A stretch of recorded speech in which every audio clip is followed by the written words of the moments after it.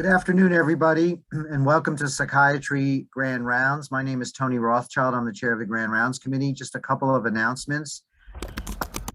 In order to receive credit for attending today's Grand Rounds, one needs to fill out the SurveyMonkey evaluation, which came with the Grand Rounds announcement from Karen Lambert on Monday. If you have questions for today's speaker, please type them in the chat function, and I will ask them of the speaker at the end of his talk. Next week's Grand Rounds on March 31st is the Shriver Lecture. And the speaker for the Shriver Lecture will be Dr. Sarah Beth Broder-Fingard, who's the Vice Chair of Clinical Research in the Department of Pediatrics at UMass, and also Associate Director of Research at the Eunice Kennedy Shriver Center. It's my pleasure today to introduce Dr. Jordan Smoller. Dr. Smoller is Professor of Psychiatry at Harvard Medical School and Professor in the Department of Epidemiology at the Harvard T.H. Chan School of Public Health and Director of the MGH Center for Precision Psychiatry. Dr. Smoller is a psychiatrist, epidemiologist, and geneticist whose research focus has been understanding the genetic and environmental determinants of psychiatric disorders across the lifespan, and using big data to advance precision mental health, including improved methods to reduce risk and enhance resilience. He has played a leading role in the national and international efforts to advance precision medicine. He is a principal investigator in the eMERGE, which is called the Electronic Medical Records and Genomics Network. He's the founding PI of the PsychMERGE Consortium and lead PI of the New England Precision Medicine Consortium as part of the National Institute of Health All of Us Research Program and co-chair of the All of Us Science Committee. Dr. Smoller is the author of more than 400 scientific publications and is also the author of The Other Side of Normal, published by HarperCollins and William Morrow in 2012. Let's give a warm virtual welcome to Dr. Smoller. Jordan? Thank you so much, Tony. It's really great to be here and to be able to talk to you all. Wish that we could do it in person, but it's wonderful to have this opportunity. So thanks for the invitation. So what I had titled my talk is an update on the genetics of psychiatry. There were a couple of things I thought about potentially covering, some of it having to do with precision medicine, precision psychiatry, as Tony alluded to, and I've tried to work a little bit of that into this presentation. But I thought it might be nice to take stock of where we are in our understanding of psychiatric genetics, because this is a field that we hear a lot about, and there's a lot of activity in the field, and sometimes it's hard to sort of know what's the bottom line, what is it that we're really learning, and what should we take away. So that's what I want to kind of cover briefly, and I will go lightly over some areas which I'm happy to discuss in more detail as we go forward. So let's start, and this is my disclosures, which I'll leave up for a few seconds. Okay, so I like to start with this because this was a study that we did several years ago where we asked, thinking that psychiatric genetics was going to kind of, only improve in what we learned over the years and perhaps make its way into clinical practice. What do psychiatrists know or think about psychiatric genetics or the role of genes in psychiatry? And one set of questions we asked people, this was a survey of several hundred psychiatrists. We also asked genetic counselors and internists. But one question was, do you feel competent to discuss genetic information regarding psychiatric illness with patients and their families? And only 23% of people said yes.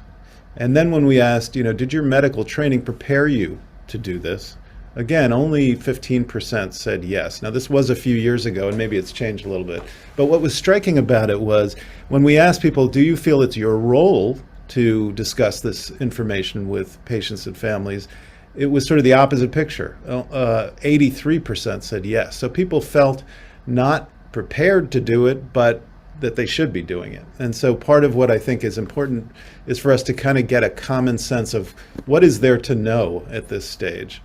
There are certain questions that come up in clinical practice, and some of them have to do with, you probably see patients with these kinds of questions. And this is actually from another study done by Janine Austin, where she and her colleagues asked family members and affected individuals two hypothetical scenarios. What do you think is the chance of somebody who has no family members with psychosis to develop psychosis themselves? And the choices were 1%, 10%, 25%, et cetera. And then what is the chance for someone who has a brother or sister with psychosis to develop psychosis themselves? So I'll let you think about your answers to those. The 5 choices are there. And this is the kind of question that, arguably should be kind of in our back pockets to have. These were the answers that people gave. So for the risk of psychosis in a family member with no real family history, most people said 1%, which is actually the correct answer there. And in scenario B, most people said 10%, which is actually the correct answer there. So people did pretty well here. These are, again, affected individuals and their relatives. But there's all kinds of information like this, which is sort of clinically relevant right now, regardless of the fancy genomics that we're going to get into in a moment. So I'm going to structure this in terms of some takeaways. And I think I have 5 takeaways for you. So the first one is all psychiatric disorders have a familial and heritable component. These are things that I think, if you know these 5 things, you kind of have a handle on where things largely stand. The details are obviously detailed, but this is a framework that we use to answer questions about the familial and genetic component of really any disorder, but psychiatric disorders, for example. The first, so it's a series of questions and a series of study methods that we use to answer those questions, and a series of outcomes or answers to the questions that we can derive. So the first question is, does the disorder run in families? And here you can get a measure of what's called the recurrence risk ratio. That is, how much more likely are you to have the condition if you were, say, the first degree relative of somebody with the condition, compared to if we just selected you at random from the population. So anything above 1 means there's some familial component. It's a risk ratio. Things could run in families for reasons that are not related to genetics, in theory. And so you might want to then say, well, how much are genes contributing to that? And for many, many years, the answer to that came from largely twin studies, where you're looking at identical and non-identical twins and sort of assessing their similarities. And you can get the heritability out of that. And the heritability is kind of the overall proportion of variation or risk that's attributable to genetic individual differences in a population. And that could range from 0 to 100%. It's never 0 or 100%, but in theory. You might then want to know if there are genes involved, where are they in the genome? And people used to, much more now than they do now, turn to linkage studies, which is a way of mapping chromosomal locations of genes within affected families. But much more commonly now, we use association methods, which are asking, which genes and which variations are involved, by simply looking statistically at which variations are more common in people with the condition than people without. We might then want to know, how do those variations interact with the environment, since it's all, interplay of environment and genes. And then we also might want to know, what's the function of these genes that might relate them to the phenotypes. And there are a whole series of, then molecular and neurobiological and clinical studies that can be leveraged to try to connect those. So that's kind of the framework we use. And the other couple things to remember is that mental disorders, psychiatric disorders, are what we call complex. That is, it's not the case in the vast overwhelming majority that you inherit a mutation in one gene, or a repeat expansion in one gene, and then your offspring have either a dominant or recessive inheritance. These are conditions where there are many variations involved. They're interacting with the environment, with each other, perhaps. It's much more complex. And in fact, we think of these things as highly multifactorial. So that's the background against which we're looking at things. Now, there are some relatively known familial risks, and this is sort of, again, clinically relevant. If you look at this list of conditions, the lifetime prevalence, and then the first-degree relative risk. That's like that recurrence risk ratio. So for autism, maybe a 25, it's a little bit in flux these days. Schizophrenia, about 10-fold increased risk to first-degree relatives, etc. So they're all above 1. And the absolute risk, those are the relative risks. The absolute risks are sort of derivable by multiplying the first column by the second column. So if the base rate is 1% for schizophrenia and you have a first-degree relative, that would be a 10% risk, which of course means a 90% risk of not necessarily getting a diagnosis of schizophrenia. Then, as I said, the question is how much are genes contributing to that? So look at this list of conditions and think about if you had to rank them in order of their heritability, the contribution of genetic variation to these different conditions, how would you do it? What would be at the top of the list? What would be at the bottom of the list? I put in breast cancer and Parkinson's disease, which are not strictly speaking psychiatric, just as kind of a benchmark for you. So here's what the twin studies suggest. Autism at about the top of the list. Again, there's some controversy about the exact number, but roughly speaking. But all of them are moderately to highly heritable. You can see that breast cancer is actually at the lowest end of this.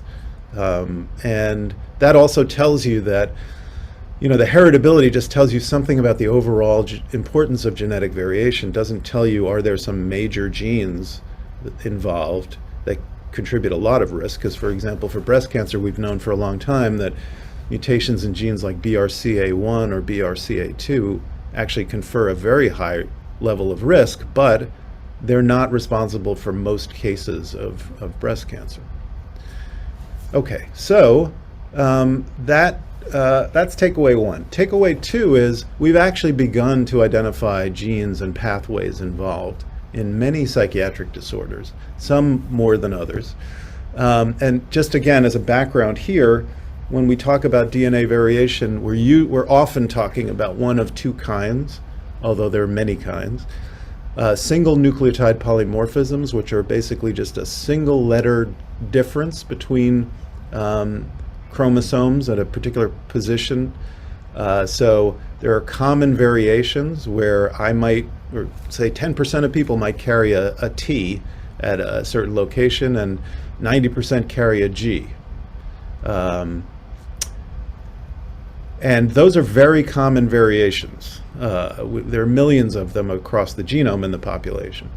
Another frequently studied kind are copy number variations, which are basically, if you're looking at the chromosomes here, you've got deletions or duplications of chunks of DNA that may encompass, 20, 30 or more genes, a million base pairs or more potentially.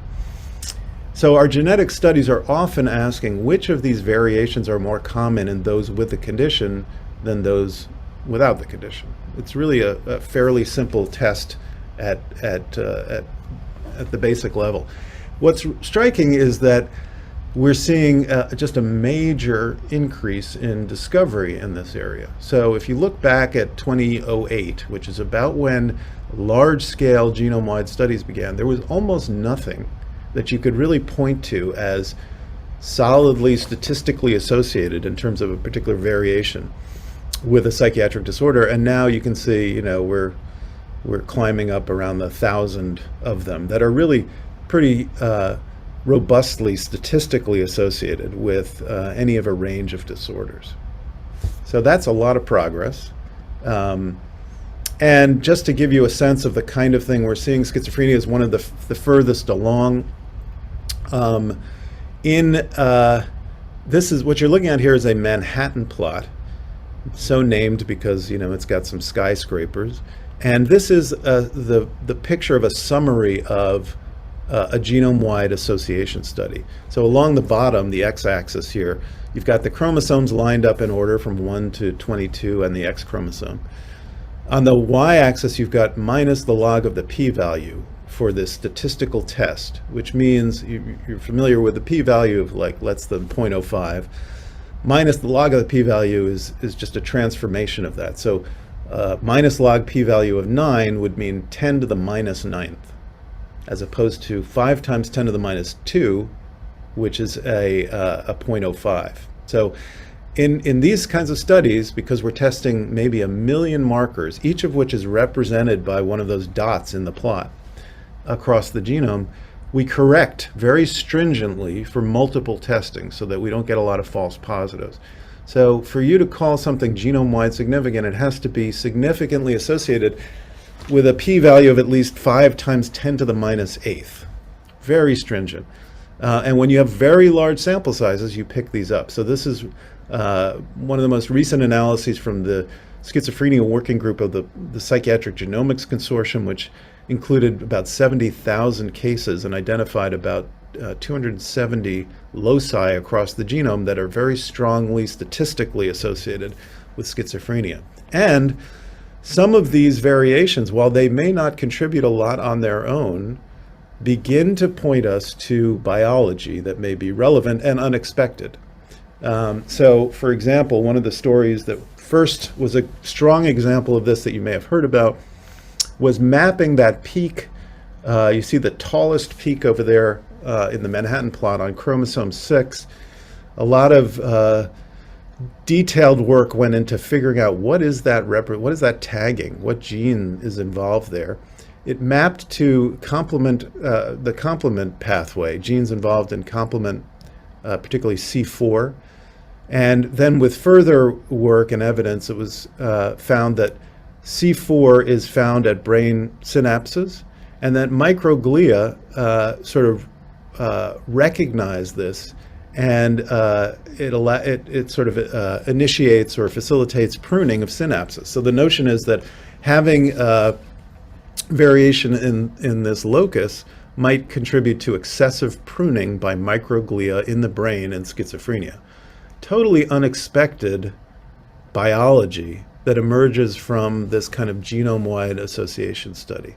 So whereas we've always focused on, or largely, maybe 10 years ago when this was coming out, on dopamine receptors and glutamate receptors and so on, this is something we didn't know about. At the same time, it's now been possible to not only look at these common variations, but to look at rare variations in the exome. That is the part of the genome that actually codes for protein, which turns out to be only about 1.5% of our genomes, but it's where a lot of the action is for genes.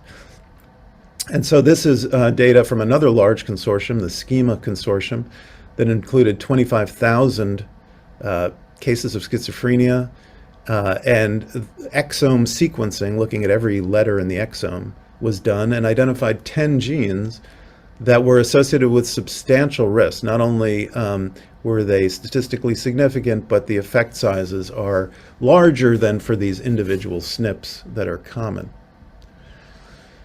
And the value of this is to, as I said, to kind of understand the biology in a new way. So each finding can provide sort of a piece of a puzzle and maybe suggest new targets for developing treatments. And if we think about some of the new pathways or themes that have emerged from this, many of them ones that we didn't necessarily focus on in the past, we see things like immune and inflammatory pathways. The microglia story is in some ways part of that. Synapse function and structure, a lot of evidence converging on components of the synapse, neurodevelopmental processes and neurogenesis, glycosylation I'll mention something about later, and chromatin remodeling, all of the machinery that in some ways regulates our gene expression. So we're learning a lot about the biology by piecing together the genetics and taking that lead. Here's the third takeaway. These conditions, which sort of implied before, are highly polygenic. There is no the gene for any psychiatric disorder. There are many variations. Some of them, as we talked about, are common and have very small effects. Others are rare and can have larger effects. Some are inherited, but particularly for the rarer ones, some are de novo. That means they are not transmitted from the parent, but arise in, say, the embryo. Those sometimes have a large effect, for example, copy number variations that are de novo. So copy number variations, we mentioned, are these chunks of DNA that are duplicated or deleted. And again, large-scale studies of these have shown that one of the strongest effects is for, I don't think I can use my pointer here, it's not showing up. But if you look at that little table there and you see 22q11.2 deletion, that is a syndrome that may be known to many people. It's also known as the 22q11 deletion syndrome or velocardiofacial syndrome, etc. That has a many-fold increased risk of psychotic illness. There are others that are listed here. Again, you see the odds ratios are in the range of, say, 2 to 60-fold increased risk. However, when we look at what we've identified so far of the overall expected risk, might be SNPs are a little bit more right now, but most of it by far is to be identified. So there's been lots of progress, but an even bigger amount of work to be done. Same kind of story in autism, where again, the genetic architecture, the overall picture of the genetics, is one in which we think there are mutations and variations in hundreds or maybe 1,000 or more genes that could contribute. Some of it is common inherited variation, like we've been talking about before. Some of it's rare inherited variation, some de novo, and a chunk unaccounted for. And again, progress has been, rapid in this field now, with very large-scale consortia coming together. This is a big and busy slide, but the bottom line is genes that have emerged as having very solid evidence from exome sequencing studies, and again, pointing to certain biology, synaptic function, as I mentioned before, chromatin and transcriptional regulation, that is how genes, the expression of genes are controlled. So there are many players, and we're starting to get an insight and a window into these. Takeaway number 4, which I think is particularly interesting: genetic affects cross-diagnostic boundaries. This may not be so surprising to people, but we have this kind of evolving diagnostic system. This is an image of DSM-1 to DSM-5, the number of diagnostic labels in the book. And so this is really a moving target, as you know. And even within certain categories, we have this reshuffling of the boundaries in our clinical nosology. So if you just look at, here's along the bottom here, you're seeing a timeline of DSM-3, 3R, 4, and 5, just for 3 categories of, pervasive developmental disorders, as they were called, mood disorders, anxiety disorders, and you see disorders disappearing, dropping in. When you get to DSM-5, you see the pervasive developmental disorders kind of just congeal into autism spectrum disorder. Mood disorders are again kind of coming and going and being reshuffled. And in the anxiety disorders, there are actually new categories emerging that separate disorders that were once thought to go together. So maybe it's not so surprising that the genetic basis of these categories that we've created is not so sharp.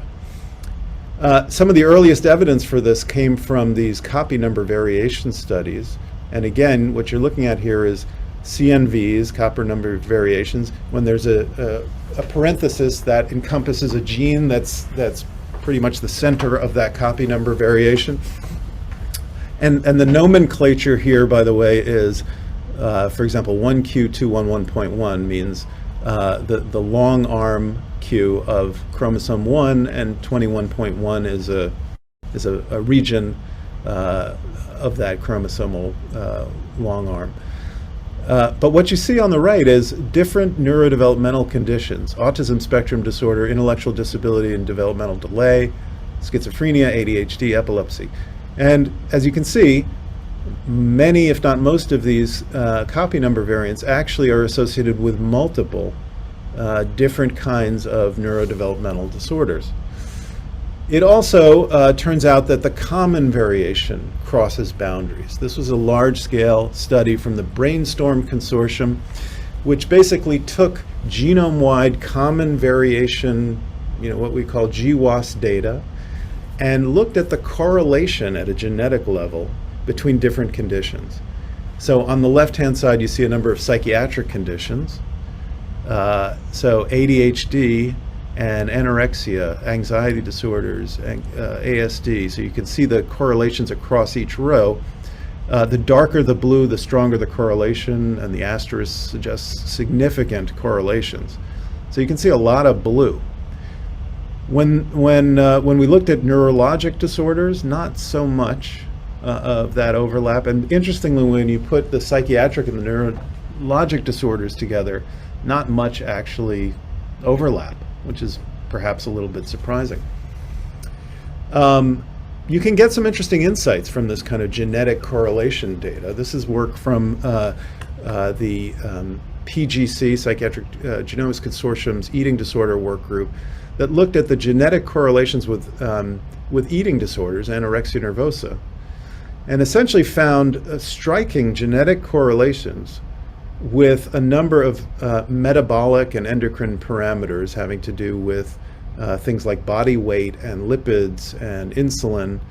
And their conclusion was, just as obesity is increasingly considered to be both a metabolic, endocrine, and psychiatric disorder, approaching anorexia nervosa as both a psychiatric and metabolic condition could ignite interest in developing or repositioning pharmacological agents for treatment, which is an interesting insight. This work has progressed further with similar results. Recently, we did a very large analysis across 8 different psychiatric disorders: anorexia, ADHD, autism, bipolar disorder, depression, OCD, schizophrenia, and Tourette syndrome, putting all the data together with a sample of about 727,000 individuals. And one of the things we saw was very strong pairwise genetic correlations among these disorders, the strongest by far between bipolar disorder and schizophrenia, which at a genetic level were correlated at 0.7, very high, even though we think of those as canonically kind of different disorders. We then were able to apply a newer method called genomic structural equation modeling, which basically takes the genetic data and identifies the structural relationships among conditions, or really creates latent factors that are genetically related. And so what this suggested was that there were really, in this grouping of 8 disorders, 3 groups of genetic factors that were particularly related. One of them was what we would call compulsive behavior disorders. So this was anorexia, OCD, Tourette syndrome. Another was mood and psychotic disorders, depression, bipolar disorder, schizophrenia. And a third factor, which appeared to be early onset neurodevelopmental kinds of conditions, although there was some correlation with depression as well, but autism, ADHD, Tourette. So this begins to take the genetic data and give us some insights about, at a genetic level, how are these categories, these diagnoses related if we look at it at that level. More recently, led by Andrew Grotzinger, this is work now in press, we essentially doubled the sample size, identified more than 180 loci that affect at least 2 disorders. And now, with this added data, we get 4 different factors. The first 3 are the same as what I said before, but now we get another factor that separates out depression and anxiety, or loads most strongly with depression and anxiety. So these kind of 4 groupings at a genetic level seem to be particularly salient. Okay, let's see how I'm doing on time. I think I'm okay. Takeaway number 5. Genetic testing is very limited. This is often the way people think of the value of genetics. Can you do a test? For the most part, no, at this point. partly because the effect of most genetic variants is too small to be clinically meaningful, certainly diagnostically meaningful, with maybe one or two exceptions, which I'll mention. Here's an interesting survey done of psychiatrists again, who were asked, where do you think genetic tests are available? So look at this list of conditions. And most psychiatrists thought yes for Alzheimer's, maybe depression, autism, maybe. The actual answer is yes for Alzheimer's, yes for autism, arguably for schizophrenia, and really not for the others. So let's say more about that. Autism spectrum disorder is perhaps the one where, it's pretty clear that recommendations from medical genetics societies, for example, and clinicians would say that genetic evaluations for children with autism spectrum disorder, idiopathic, are worth doing and can pick up genetic etiologies in maybe 30 or 40% of patients. Now, exome sequencing is advocated as a preferred method over what was more common chromosomal microarray testing. And the yield, again, is for picking up a neurodevelopmental disorder etiology anywhere from 30 to 50%. So that's one to know about. Arguably, there are other conditions, and again, there are tests that you can do to detect copy number variants like this 22q11 deletion. This is worth knowing as a condition because it's not all that rare, one in about 4,000 live births, mostly de novo. It's associated with a number of syndromic features, but not always variably expressed, but people can have hypocalcemia, craniofacial abnormalities, immunodeficiencies, and psychiatric illness. And so on the right side, you see the recurrence risk, the rate of developing, say, a psychotic illness, if you are the identical twin of somebody with schizophrenia, or you have two parents, or you're the first-degree relative, or you carry this deletion. And you can see the deletion confers a substantial risk. And so people have begun to argue maybe it's time to actually make this kind of part of our workup.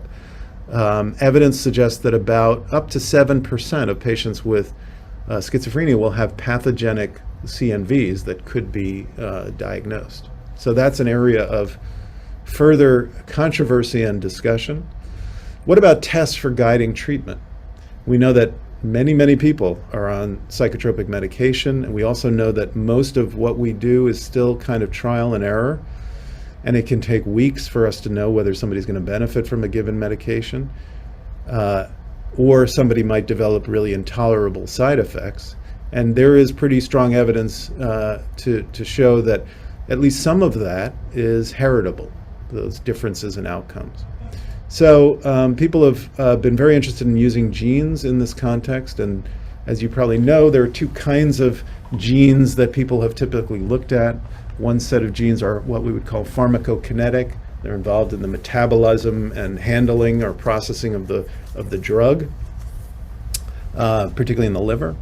And the other are pharmacodynamic. These are, in theory, genes that are involved in how the drug is actually acting, its mechanism of action. So there are some known, established gene-drug associations that are probably very familiar to you, and they are largely involving cytochrome P450 enzymes like 2C19 or 2D6, etc. Also for carbamazepine, oxcarbazepine, and phenytoin, risk of severe reactions with certain HLA genotypes. But there's a big industry to market pharmacogenetic tests, which have become very, I think, widely used. But the evidence is really pretty mixed for how useful they are. And in one of the largest trials, the guided trial, which compared one of these tests to treatment as usual. It didn't show any benefit on their primary endpoint, which was improvement in depression scores, although it did show a significant benefit in secondary endpoints like remission or response, categorically defined. So I'd say it's, these may have a role. It's still not totally clear when and for whom. There are trusted sources you can consult to look at what's the latest vetted, information about this. Pharm GKB and the CPIC guidelines, worth knowing about. Okay, last takeaway, I think. We're doing okay. Genetics may inform opportunities for precision psychiatry. This is the thing I was alluding to in the beginning, and this is sort of a variant of precision medicine, which has been defined by the NIH, an NIH-commissioned working group, as an emerging approach for disease treatment and prevention that takes into account individual variability in genes, environment, and lifestyle. So the notion is, can we move away from or beyond one-size-fits-all trial and error kinds of approaches to diagnosis or treatment or prevention by really knowing much more about individual differences and variability. And one thing that's become of interest in many of these kind of contexts is the idea of polygenic risk scores. So, as I mentioned or implied before, those individual variants that might be statistically associated with something like schizophrenia, even though their p-values of association are incredibly low, that is strong, their individual effect size is really small. Like, they don't really confer much risk on their own. However, there are hundreds, maybe thousands of them, maybe tens of thousands of them that are related to the condition. And you can, with genome-wide data, sum all of those individual effects and create a single score, which is kind of like an index of liability for common variation contributions. So we call that a polygenic risk score. And the formula, which is actually pretty simple, is on the right side. It's just saying you're adding up for every variant the number of risk alleles the person carries and the effect size, that is how much does it increase risk, and just adding that up and you get a number. And now that is actually able to capture much more variation or risk. And so people have been very interested in this. And actually, initial studies suggested that if you were in the top 10% of this score, which is normally distributed, you might have an 8 to 20-fold higher odds of schizophrenia if you're looking at a schizophrenia polygenic risk score compared to somebody at the bottom 10% of the score. And again, if we put that in context of the other things we looked at as genetic risk factors, that's, it's up there. What about in the real world, not in fancy ascertained samples? Recently, we published a study looking at the effect of a schizophrenia polygenic risk score in healthcare systems. This is part of a consortium that we have called the PsychEmerge Consortium. And we put together data from 4 healthcare systems. And the bottom line was, yes, if you are in the top 10% of that score, on average, you have about a 4.5-fold increased risk compared to the bottom 10%. So that's actually less than what was in that prior research study, but it's not nothing, and it's very strongly statistically associated. If you take the top 10% and look at it versus all of the rest, that is the bottom 90%, it's now about a 2.5-fold increased risk, which is, more than a doubling. It's not that far from the kinds of risk factors that we use in medicine. Smoking or lipids have about that effect size on heart disease. But most people who are in the top 10% are still not going to develop schizophrenia. Another study from Diana Perkins, Scott Woods, and others looked at, could you use these scores in people who are at clinical high risk of schizophrenia to predict their transition to actual psychotic illness? And they had 2 years of follow-up. Bottom line was, there was a statistically significant association with higher polygenic risk score, but it was very modest. and so not clear how that's going to play out. One very important thing about these scores is that they tend to be developed, just because of the nature of the data that are available, in populations of European ancestry, essentially white European ancestry.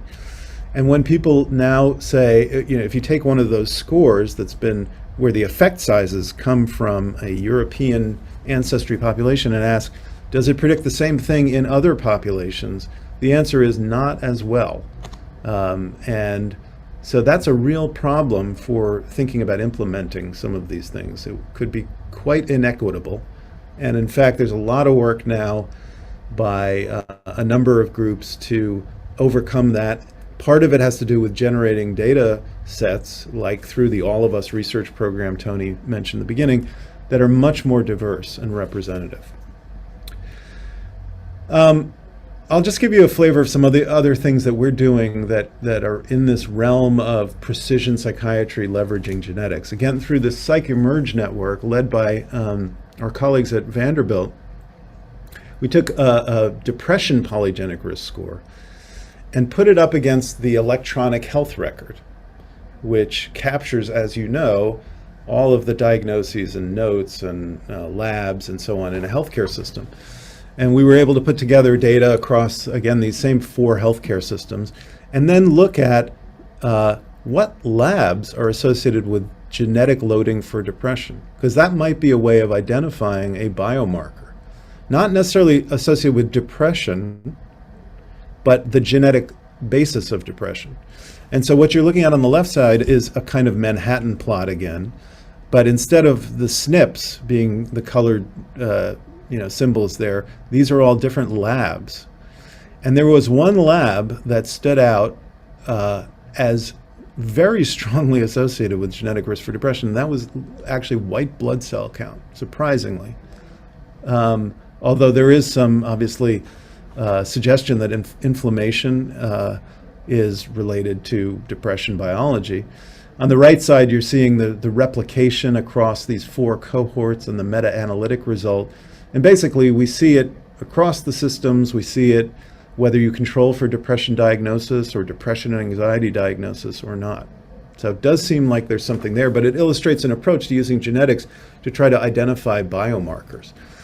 Another hope is that with genetics, we can, again, identify maybe more targeted and effective treatment targets. So if you start with a genetic association, the evidence shows that you double the probability that you'll go from an initial target all the way through to approval of a drug. So, you start with the biology revealed by genetics. You then may characterize it, develop assays using a whole variety of tools, including genome editing kinds of tools, using induced pluripotent stem cells.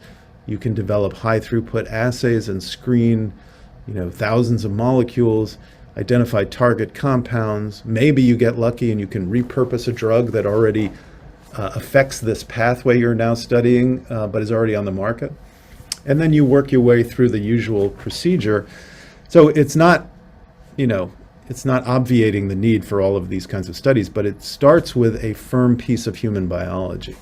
And one of the examples that we've been following up is work led by Robbie Mueller in our group, who has focused on one of those loci that emerged from the schizophrenia GWAS data that's very strongly associated statistically with schizophrenia, and turns out that it maps to a gene called SLC39A8, which is a transporter of manganese. And the variant that's associated with schizophrenia is in an exon, a coding part of this gene, and it is what we would call a missense mutation. It changes the amino acid. And it's not that uncommon for something that's seen in people of European ancestry in a GWAS. And it turns out manganese is important because it's a cofactor for many or most glycosylation enzymes. These are enzymes that add sugars onto proteins and lipids, which are very important for cell signaling, brain development, a whole host of processes.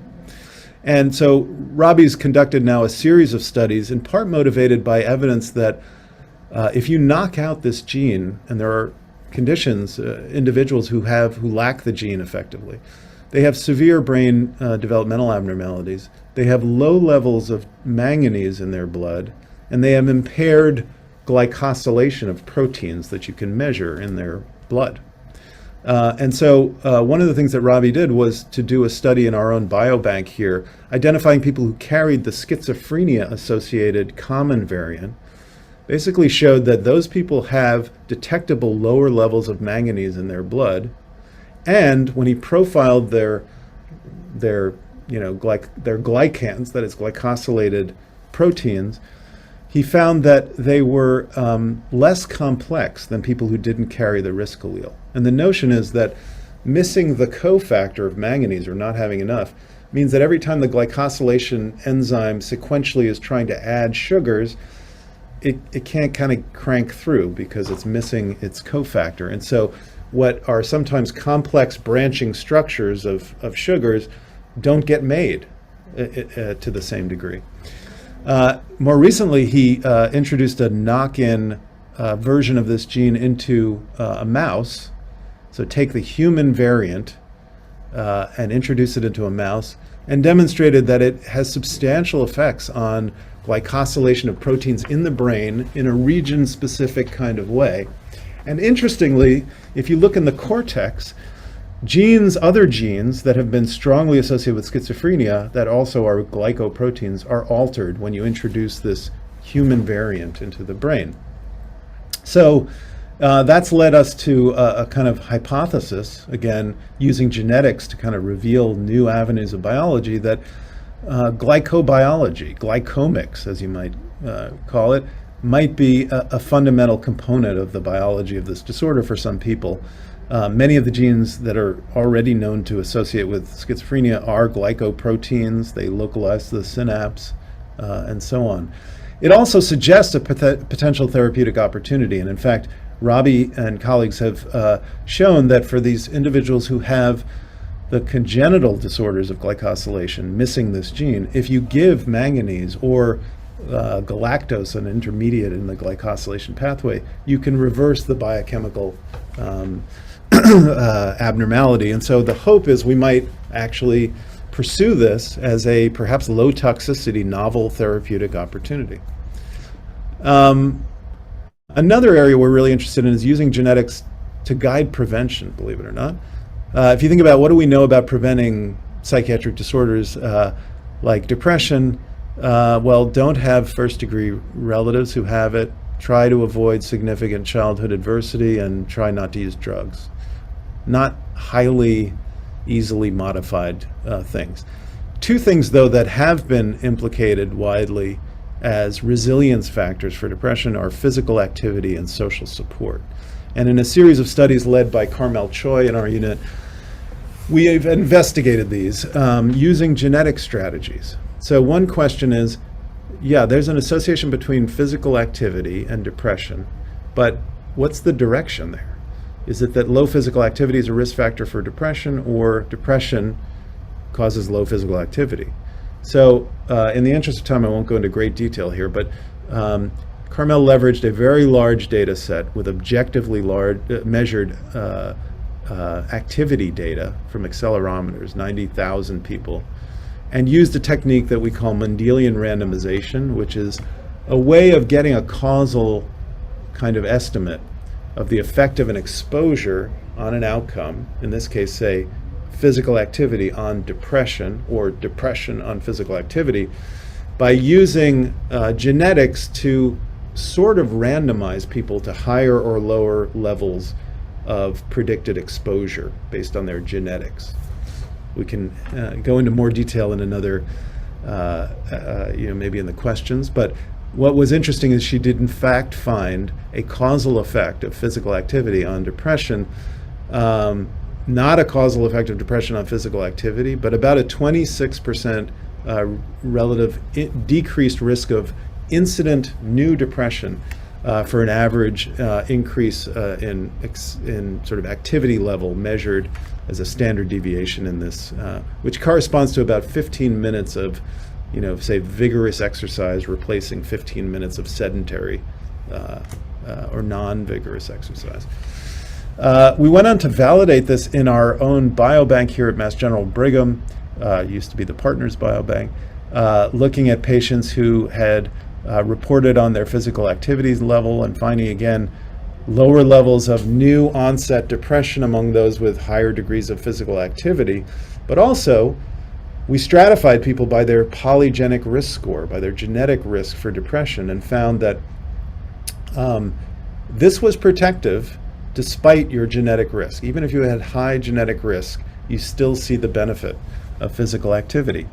The other factor I mentioned was social support, and here we leveraged a really interesting study, the Army STARS study, in which we had data for soldiers pre and post deployment to combat in Afghanistan. And we were interested in a concept called unit cohesion, which is a kind of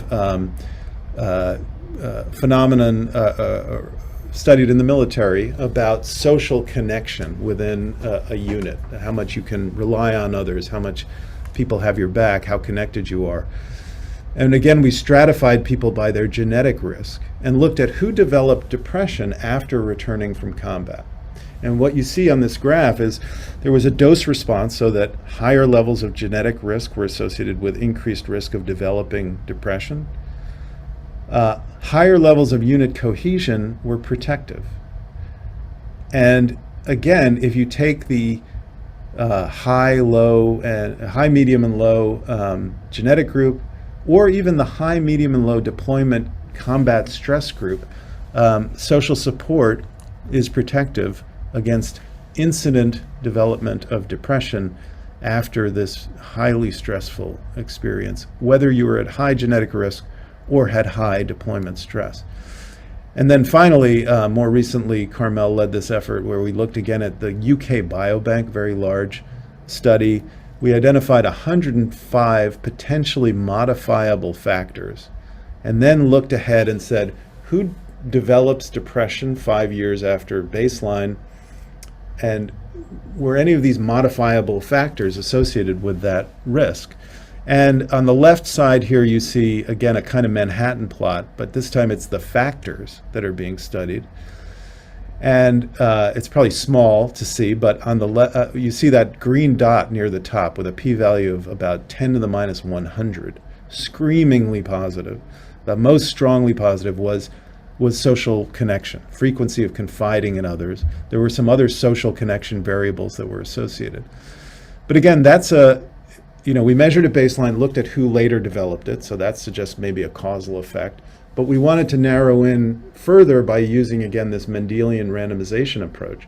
So we took things that were prospectively associated with the outcome and then tested them with this Mendelian randomization strategy and found several things that held up as likely causally related.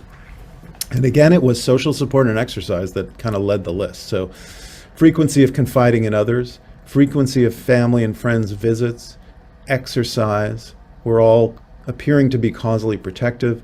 There were some interesting causally risk increasing, we think, TV use, daytime napping, and for whatever reason, multivitamin use. This whole area or approach is, I think, going to be driven and powered over the next few years by these very large collections of very large-scale data with genomics in many of these studies that I've listed here. And we think this is really exciting for the future and means that we may be at the start of really leveraging these things, not just for learning important things, but actually bringing them into hopefully clinical practice. So here are the takeaways again in one place. And I won't review them in detail because we just did. And I think I'm done there. Yeah.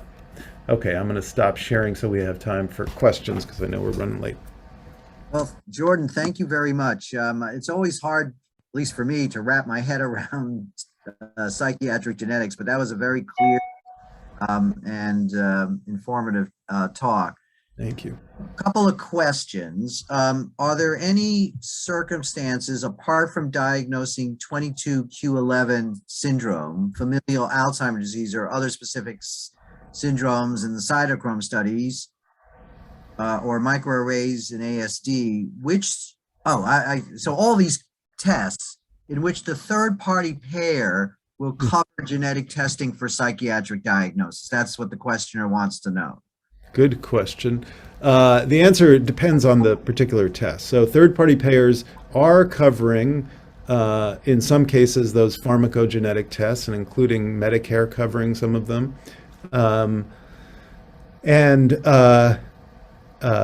But not all of them necessarily, and sometimes one has to, make the case.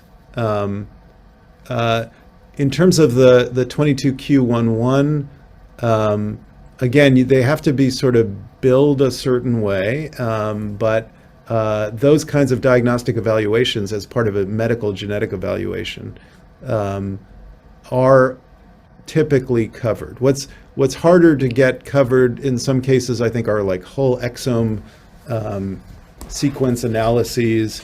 They at least I haven't actually ordered many of them myself, but I know that people go through a lot of hoops to try to make the case, and it kind of depends on your healthcare system and the contracts that are available and so on. But hopefully much more.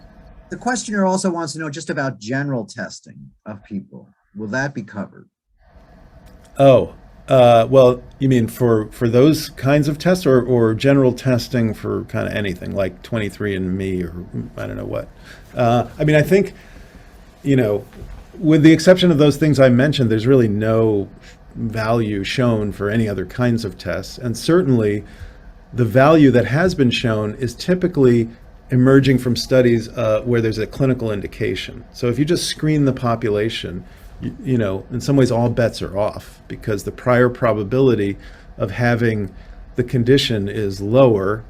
So the test is going to be less likely to be a true positive when it's positive. I think that, and I also think the value of doing kind of population screening for psychiatric stuff would be not at all clear to me. Another question, is there any particular social support measure you use or find in data sets that you think is a good predictor? There are a number. I mean, it's interesting.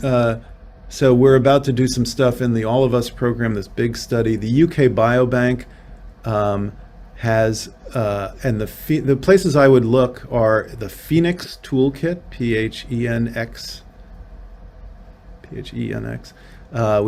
which will show you measures that have been widely used. The UK Biobank has used some. In the All of Us study, we used measures of loneliness and social connection to some degree. I think there are a number, and I'm happy offline to give some details to folks. Another question, are there tests that are useful for a general diagnosis or risk for Alzheimer's? Well, the really hard, sort of solid tests are in early onset Alzheimer's disease with a familial history where there are dominant genes. Then there's the ApoE test, which you can get from a commercial, 23andMe or some other kind of testing company, where it is a risk factor. It's a bigger individual risk factor than any of the psychiatric ones individually that I showed you that are common, because it is common, and it might increase, if you have one variant, one copy of the E4 allele, you might have a 3-fold increased risk. If you have 2 copies, you might have, say, a 12-fold increased risk. Those, come with those caveats, and it depends on how old you are and so on. But that's pretty much what's out there at this point. Jordan, we're at 1 o'clock. Can you stay a minute or two? I have a couple more questions. Yes, I think I can, actually. Okay. Can polygenic risk scores be utilized in the context of a first break psychosis? If predictive, can preventative measures be instituted? That's a hope, and not so far, no. But people are studying that. And so, as I mentioned before, there was that study of from Diana Perkins, where they found a modest association, at least, with risk of converting from clinical high risk to psychotic illness. There's also a study that came out, I guess now maybe a year and a half ago, it was in Nature Medicine, looking at the polygenic risk score in people who had the 22q11 deletion.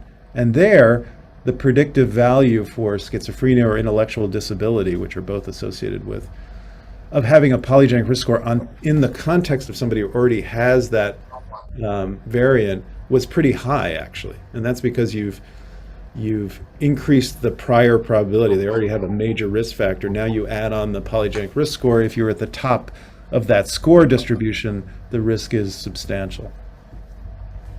Okay, we have a faculty member who I've been botching his insurance question. So he wants to be clear.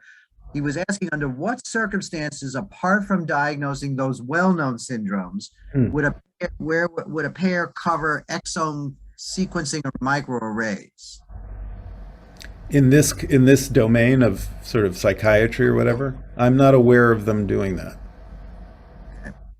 All right, we have one last question. Has anyone studied families with very high rates and severity of mental illness and or autism, and has studied families added anything to general population studies? Yes, quite so. So in families, particularly in families related to neurodevelopmental disorders and autism, where there've been these were often linkage studies, sometimes copy number variation studies, and some of those have, for example, identified new recessive mutations that can cause autism spectrum disorder. They're not common, but another lesson that's emerged from these genetic studies has been that when you have a gene that's affected by a rare mutation that might have a big effect, it also tends to be a gene where common variation may be contributing. So there's this kind of convergence in certain genes and pathways where both the common and the rare variation seem to, contribute to the disorder. And so some of those rare ones have emerged from these family studies. Thanks, Jordan. Thanks. This was a wonderful lecture, and we all really appreciate you making it so clear for us. Thank you so much. Thanks so much for having me. Bye, everybody. Bye.